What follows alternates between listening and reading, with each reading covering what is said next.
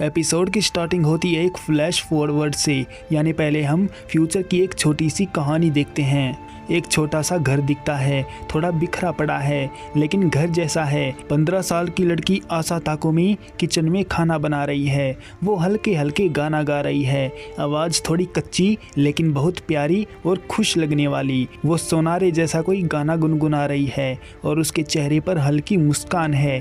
पास वाले कमरे में उसकी मौसी माकियो कोडाई, जो कि 35 साल की है, टाइपराइटर या फिर कंप्यूटर पर टाइप कर रही है।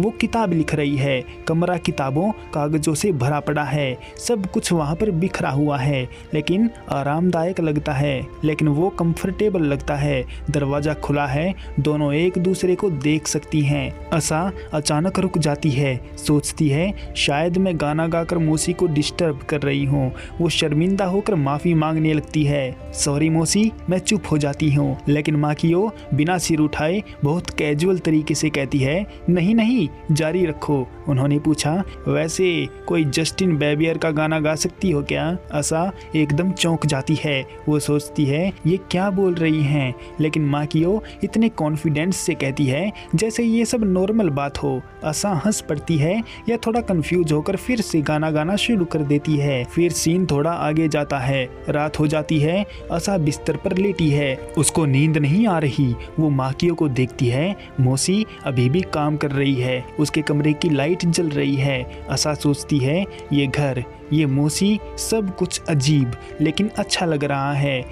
इसके बाद हम हॉस्पिटल के बाहर एक शांत ठंडे माहौल में पहुंचते हैं। आशा ताकुमी वहां खड़ी है, उसका चेहरा पूरी तरह खाली, आंखें लाल, लेकिन वो रो नहीं रही। वो अभी अभी अपने मम्मी पापा के एक्सीडेंट की खबर सुन चुकी है, दोनों की मौत हो चुकी है।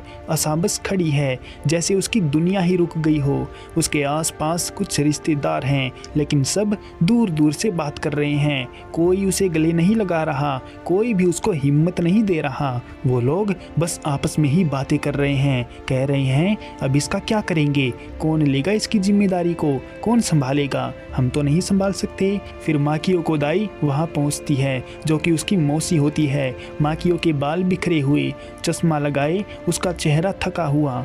वो अपनी बड़ी बहन, जो कि आशा की मम्मी थी, उससे सालों से नहीं मिली थी। उनके बीच पुराने झगड़े थे, उनका रिश्ता टूटा हुआ था।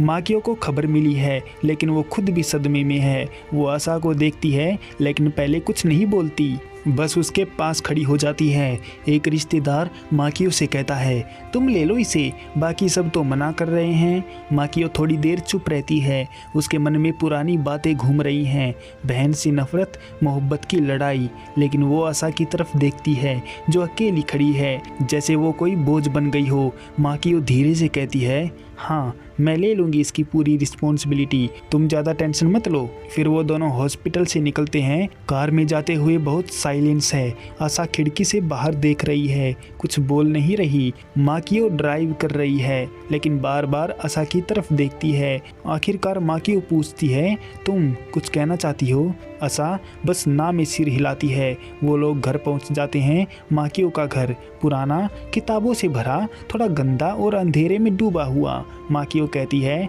अब से तुम यहाँ रहोगी। आशा अंदर जाती है, कमरा देखती है, सब कुछ अनजाना लगता है। माकियो उसे एक कमरा दिखाती है तो आशा बिस्तर पर जाकर बैठ जाती है। माकियो सोचती है क्या कहूँ इस बच्ची से, क्योंकि वो खुद भी सोशल नहीं है, लोगों से बात करने में उसको मुश्किल होती है। फिर वो एक आइडिया देती है, कहती है अगर मन में कुछ हो बेटा तो सीख लो, एक जर्नल, रोज़ थोड़ा थोड़ा करके, शायद तुमको अच्छा लगे। आशा बस देखती रहती है लेकिन कुछ कहती नहीं। माकियो बाहर से देखती है लेकिन अंदर नहीं आती। वो सोच रही है कि क्या कहूँ इसको। फिर वो उसको कहने लगती है, तुमको भूख लगी होगी ना बेटा, कुछ खा लो। आशा सिर हिलाती है लेकिन फिर भी कुछ नहीं कहती। माकियो किचन में जाती है, कुछ सिंपल खाना बनाती है जैसे राइस या नूडल। वो प्लेट लेकर आती है, आशा के कमरे के दरवाजे पर रख देती है। आशा उस प्लेट को देखती है लेकिन उसे खाती नहीं, वो बस सोचती रहती है। उसके मन में मम्मी पापा की यादें घूम रही हैं। फिर छोटे छोटे फ्लैशबैक आते हैं, आशा के साथ परिवार में हंसते हुए, कार में गाना गाते हुए, और फिर अचानक एक्सीडेंट। और वहाँ पर धमाका। आशा की आंखें भर आती हैं, लेकिन वो रोती नहीं, बस चुपचाप उसके आंसू बहते रहते हैं। माकियो बाहर बैठी है, अपनी किताब पर काम करने की कोशिश कर रही है, लेकिन बार बार आशा के कमरे की तरफ देखती है। वो खुद भी उदास है, अपनी बहन से पुरानी नाराजगी, अफसोस और अभी ये नई जिम्मेदारी। वो धीरे से खुद से बात करती है, अपने मन ही मन, कि मैं इसे कैसे संभालूंगी, मुझे तो खुद अकेले रहने की आदत है। फिर रात हो जाती है। आशा अपने नए कमरे में अकेली है। वो बिस्तर पर लेटी है, लेकिन उसको नींद नहीं आ रही। कमरे में हल्की लाइट है, बाहर बारिश या हवा की आवाज आ रही है। आशा डायरी को हाथ में लेती है, वो अभी खाली है। वो सोचती है, क्या लिखूं? मन में तो बहुत कुछ है, लेकिन शब्द नहीं निकल रहे। हमको एक खूबसूरत विजुअल दिखाया जाता है। आशा का मन एक रेगिस्तान यानी डिजर्ट की तरह दिखाया जाता है। वो अकेली रेत पर खड़ी है, चारों तरफ सिर्फ रेत और आसमान।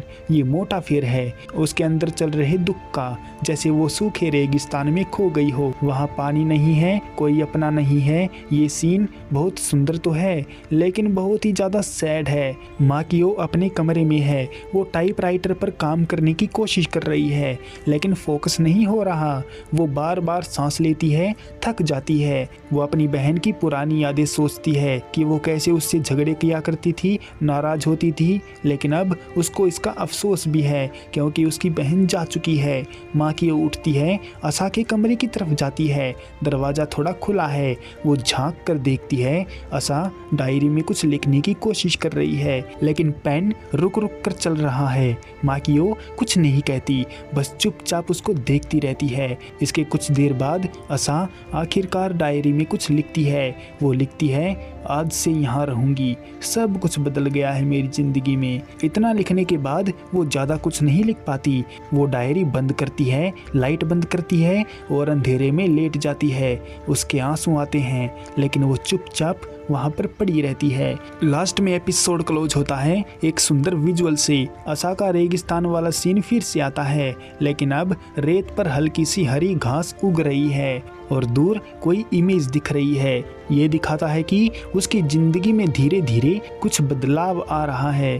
फिलहाल के लिए इस एपिसोड को यहीं पर एंड करते हैं। मिलते हैं इसके अगले एपिसोड में, तब तक के लिए सायोनारा।